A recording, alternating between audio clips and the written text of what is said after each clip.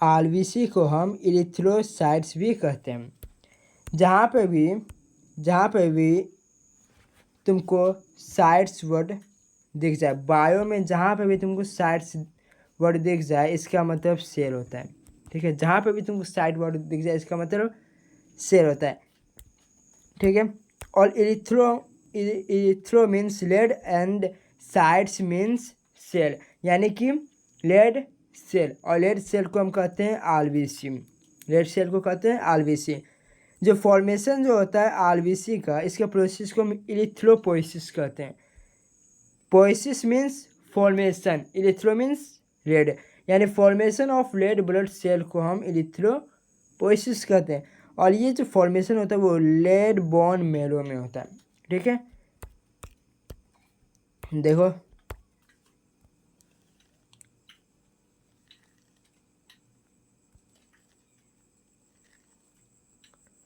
ये हो गया बोन, और ये जो हुआ ये होता है मैट्रिक्स।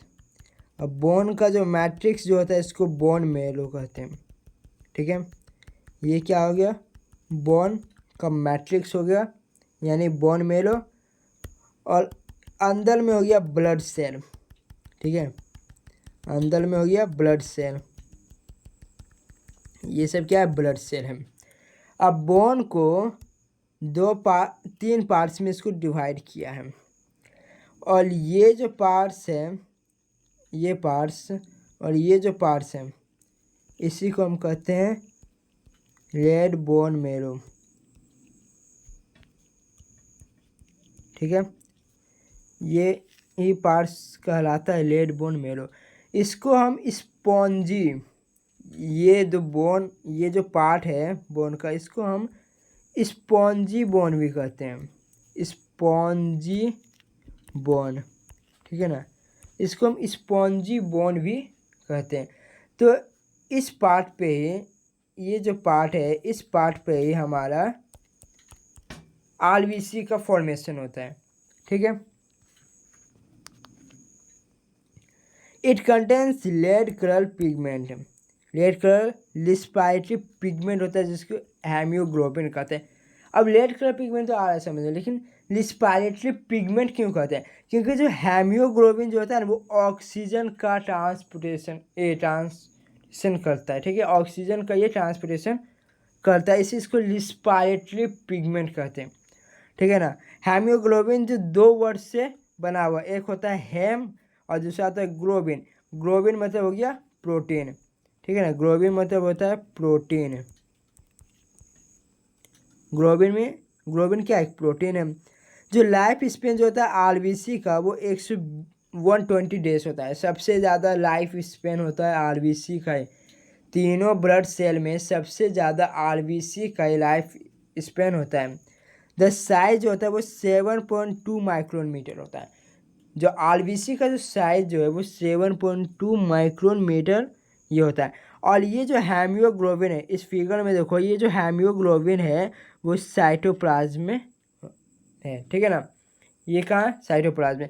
जैसे ये सेल हुआ तो ये क्या हो गया, साइटोप्लाज्म, तो इसी साइटोप्लाज्म में इसका क्या होता है, हेमियोग्लोबिन होता है। ठीक है ना, इसका साइटोप्लाज्म में इसका हेमियोग्लोबिन होता है। जो टोटल नंबर होता है आरबीसी का वो 5 मिलियन टू 5.5 मिलियन मिलीमीटर की होता है। ठीक है ना, ये जो होता है वो मेल में होता है। किसमें, मेल में।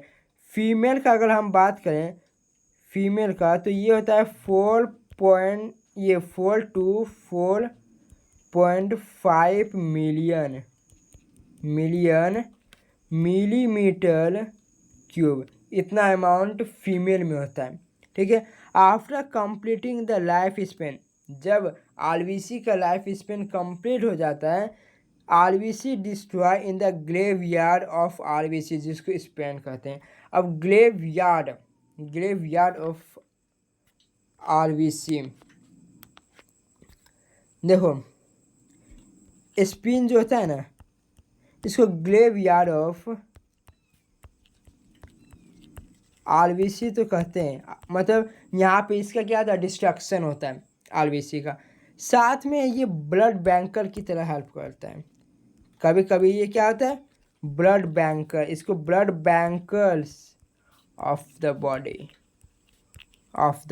बॉडी, इसको ब्लड बैंकर्स भी कहते हैं। ब्लड बैंकर्स क्यों कहते हैं? क्योंकि जब भी चोट कहीं किसी का एक्सीडेंट हो जाता है तो उस समय क्या होता है कि एनर्जी की ज़रूरत होती है, क्योंकि इसमें एनर्जी ज़्यादा वेस्ट हो जाता है, तो एनर्जी की ज़रूरत होती है। तो ये स्पिन ही जो होता है ना, वो क्या करता है कि ब्लड सप्लाई करता है, ठीक है ना, ब्लड सप्लाई करता है।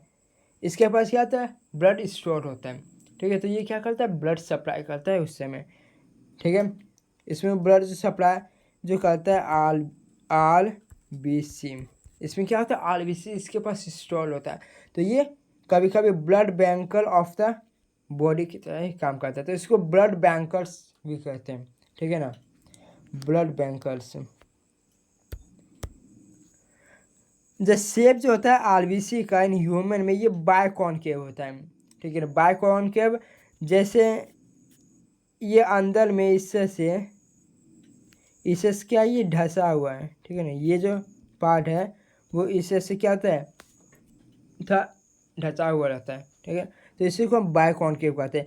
लेकिन जो केमल और लामा जो है, ये ऐसे ऑर्गेनिज्म हैं जिनमें ओवल शेप का होता है, ठीक है ना। आरबीसी का जो शेप जो होता है वो ओवल होता है।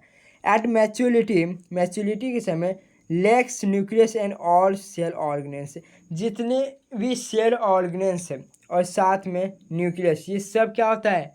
एब्सेंट होता है, ठीक है, इसमें नहीं होता है। अब हम ये जानते हैं कि आरबीसी का जो फॉर्मेशन होता है वो लेड बनवाने में होता है। अब होता कैसे है ये देखो। तो ये एक सेल होता है जिसके पास तो न्यूक्लियस होता है, ठीक है ना। ये क्या न्यूक्लियस होता है? ये जो सेल जो होता है इसको इरिथ्रोब्लास्ट कहते हैं, ERYTHROBLAST, इरिथ्रोब्लास्ट। ये जब इरिथ्रोब्लास्ट ऑल डेवलप जब होता है, ठीक है, और ये जब डेवलप होता है तो इसके पास न्यूक्लियस होता है और अलग अलग सेल ऑर्गेनेल्स आ जाता है, जैसे ER हो गया, माइटोकॉन्ड्रिया हो गया, ठीक है ना, ये न्यूक्लियस हो गया इसका, गोल्गी एपेरेटस।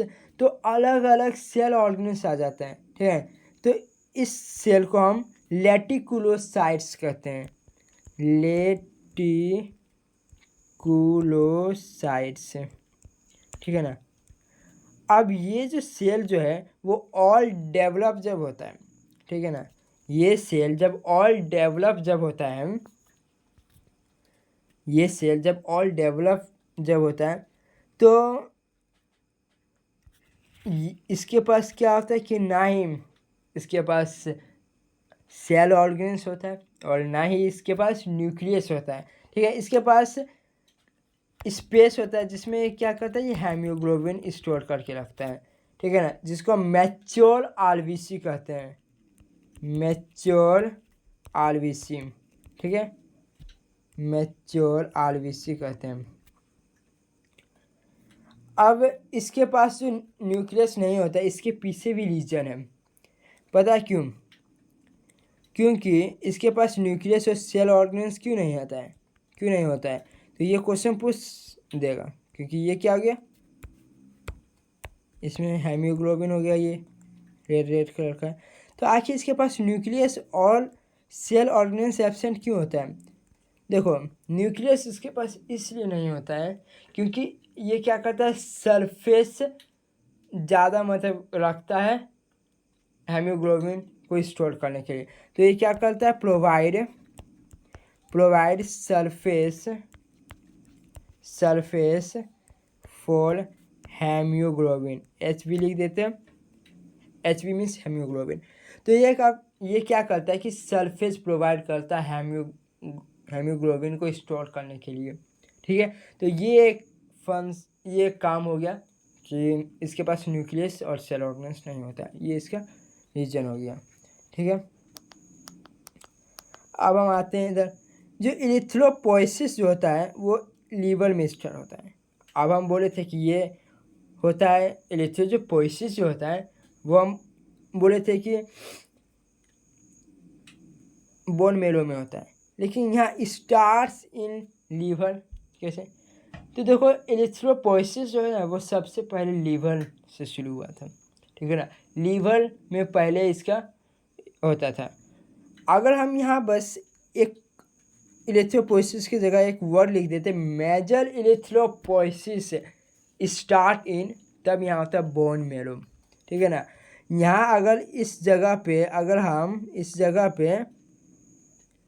हम मेजर अगर लगा देते मेजर इरिथ्रोपोइसिस स्टार्ट इन, तब ये आता बोन मैरो। लेकिन अभी ये क्या होगा? लीवर होगा, ठीक है। अब ये जो शेप जो होता है आरबीसी का, इस टाइप का जो शेप जो होता है, ये हो गया इससे का हो गया, और ये ढांचा होता है इससे का, और इसमें रुको इससे का हो गया। तो ये जो ये पार्ट जो होता है इसको हम कहते हैं ड्रोना। ये पार्ट नहीं, ये जो मेम्ब्रेन जो होता है इसको कहते हैं ड्रोना मेम्ब्रेन, ठीक है। इसको कहते हैं ड्रोना मेम्ब्रेन, ठीक है। अब अगर आरबीसी का जो नंबर है वो अगर हमारे शरीर में घट जाए, या आरबीसी का जो नंबर है वो हमारे शरीर में अगर बढ़ जाए, तो इससे डिसऑर्डर्स होता है, ठीक है ना। अब आरबीसी का नंबर अगर घट गया हमारे शरीर से, तो इससे डिसऑर्डर होता है जिसका नाम होता है एनीमिया या फिर एथ्रोपेनिया। इसको एनीमिया कहो या फिर एथ्रोपेनिया, ठीक है। और एक्सेस अगर आरबीसी का जो संख्या है वो अगर बढ़ जाएगा, एक्सेस अमाउंट तक ये बढ़ गया, तो इससे भी एक डिसऑर्डर होता है जिसको हम पॉलीसाइथेमिया कहते हैं। कौन सा? पॉलीसाइथेमिया। आपको सही आया कि आरबीसी की संख्या बढ़ जाने से डिसऑर्डर कैसे होगा? तो देखो आरबीसी का अगर संख्या बढ़ जाएगा तो क्या होगा ना कि ब्लड जो है ब्लड में ब्लड क्लोट हो जाएगा, ब्लड क्या हो जाएगा? जम जाएगा। और अगर ब्लड जम गया तो हार्ट को पंप करने में दिक्कत होगा, तो इससे क्या होगा? अलग अलग तरह की बीमारियाँ होगी। इसी को पॉलीसाइथेमिया कहते हैं। अब देखो अगर ब्लड बाहर निकाल रहा है तो इसको क्लोटिंग करने के लिए दो प्रोटीन होता है, फाइब्रोनोजेन और प्रोथ्रोम्बिन। लेकिन हमारे शरीर के अंदर भी तो ब्लड क्लोट कर सकता है, पर आखिर ऐसा होता क्यों नहीं है? तो हमारे शरीर के अंदर ब्लड क्लोट नहीं होता है, क्यों? क्योंकि अंदर में एक हेपरिन होता है, ठीक है ना। एक क्या होता है? एक हेपरिन होता है जो शरीर के अंदर ब्लड को क्लोट करने से बचाता है। यानी जब तक ये है तब तक शरीर के अंदर ब्लड कभी क्लोट नहीं करेगा। ये हैपरिन जो होता है वो इसको रोकता है क्लोटिंग करने से, ठीक है ना। तो ये हो गया। अब फंक्शन का बात करें तो ये ट्रांसपोर्टेशन ऑफ गैसेस में करता है, और रिस्पिरेटरी पिगमेंट जो है वो help in transportation of oxygen, ठीक है। अगर हेमियोग्लोबिन को ऑक्सीजन के साथ रिएक्ट कर दो तो इससे क्या फॉर्म होता है? ऑक्सी हेमियोग्लोबिन। क्या होता है? ऑक्सी हेमियोग्लोबिन। अगर हेमियोग्लोबिन को कार्बन डाइऑक्साइड के साथ रिएक्ट कर दो तो इससे होता है कार्ब एमिनो एचबी, यानी हेमियोग्लोबिन कार्ब एमिनो एचबी इससे होता है। अगर एचबी को हम कार्बन मोनोऑक्साइड के साथ रिएक्ट कर दें तो इससे होता है कार्ब ऑक्सी एचबी। यानी अगर हेमियोग्लोबिन को ऑक्सीजन के साथ रिएक्ट करें तो इससे होता है ऑक्सी हेमियोग्लोबिन। अगर हम कार्बन डाइऑक्साइड के साथ रिएक्ट करें तो इसको हम कहते हैं कार्ब एमिनो एचबी को अगर हम कार्बन मोनोऑक्साइड के साथ रिएक्ट करें तो इसको हम कहते हैं कार्ब ऑक्सी हेमियोग्लोबिन, ठीक है।